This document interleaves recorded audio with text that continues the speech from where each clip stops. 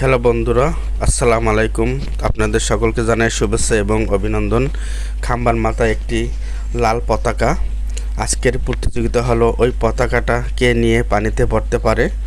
প্রতিযোগিতা চলছে, কঠিন প্রতিযোগিতা। অনেকে অর্ধেকের কাছে গিয়ে পানিতে পড়া যাচ্ছে, আবার কেউ পতাকার নিকট গিয়েও পানিতে পড়ে ধরতে পারছে না। কঠিন প্রতিযোগিতা, ওটা পারতে হলে অবশ্যই কঠিন এক্সারসাইজ, অভিজ্ঞতা, দক্ষতার দরকার। দেখুন, খুবই ইন্টারেস্টিং একটি খেলা, যা না দেখলে আপনারা অবশ্যই অনেক কিছু মিস করবেন। প্রায় গিয়েছিল পতাকার কাছে কিন্তু ধরতে পারে নাই।